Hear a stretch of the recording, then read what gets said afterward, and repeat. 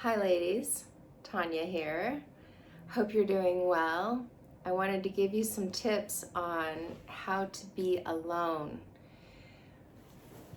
First of all, the group that you're in is called Health and Happiness for Divorced Women.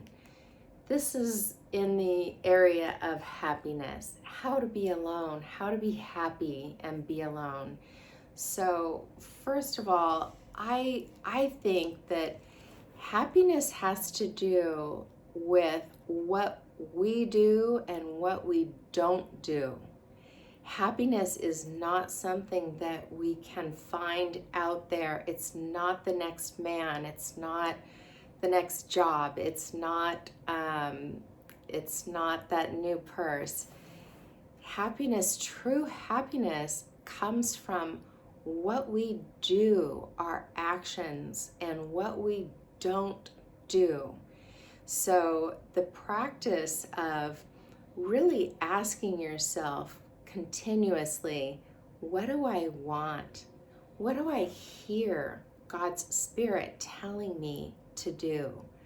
What deep desires of your heart, they're called in the Bible, what desires of your heart are lingering in there that maybe you've always wanted to do? So I used to do this practice where I took this journal, and it was called my want journal, and I would just say, I want, I want, I want, I want, I want.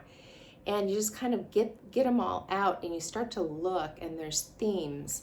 And over time, you'll see that you're getting those things that you want, just like a gratitude journal, like the same thing, thank you for, and then ask for the thing that you want. So that's praying in thanksgiving, praying before you even get it. You're being thankful for that thing. So anyway, ask yourself, what do you really want?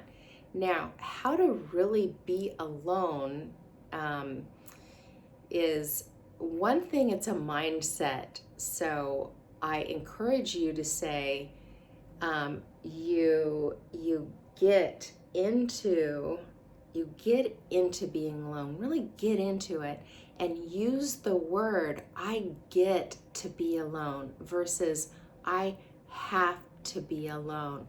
I get to be alone. I get to nest. I get to journal. I get to read. I get to watch movies. I get to cook. I get to paint.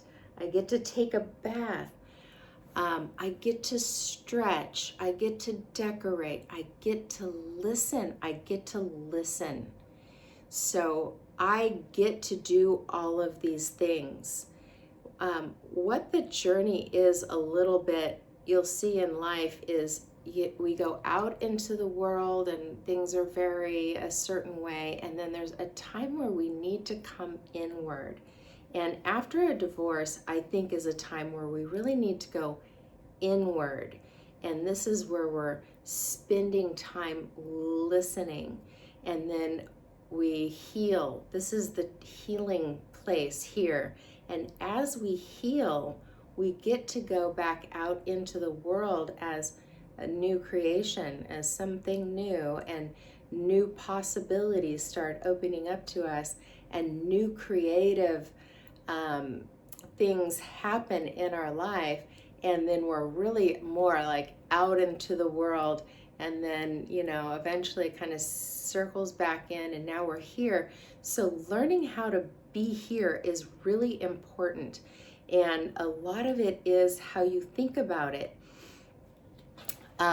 During the holidays, so I've been divorced forever, 22 years, and I've been a single mom for 22 years. I've been divorced for 20 years. And so I've had a lot of alone time. I've had relationship time. And I'll tell you, these times where you have these opportunities to go inward are really opportunities for growth and well-being. I'll tell you a funny story about the holidays. Once I was alone, and one of the things I really recommend is try to create the best holiday for yourself, the best that you can imagine. I had a girlfriend come over to my house one holiday and she caught me. I love these little stuffed animals that you push the button and they sing around and they dance and they play Christmas music. And I was in my hallway. I try to collect one every year. So now I have a collection of about, I don't know, right now it's probably down to 10 because I gave a lot of them away. But I had them all lined in my hall, and I was in my hallway. I was decorating my house. I had all my little stuffed animals, and I was pushing all the buttons, and I had them all singing around me. And my girlfriend caught me doing this during the holidays, and it was so funny. But she said, and she posted a video of me, and it said, "This is what a single woman does during the holidays." So anyway, try to get into being alone and use the word, I get to be alone. Start a new journal. Start a good routine. Like that idea about stretching, if you can, stretching is a great exercise. It actually maintains 85% of our muscle mass if we just are stretching. So you could do some stretching and some calisthenics.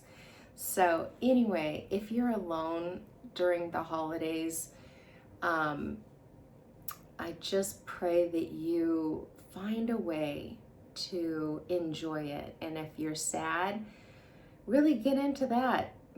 Get into crying. Just allow yourself the time to get it out. Go through the old albums and cry and grieve and remember, and have the intention of starting the year like, oh, I'm just a little bit more healed. So anyway, I hope that this was helpful, and I'm praying for you during this holiday period. And go in grace and go with grace. I'm Tanya.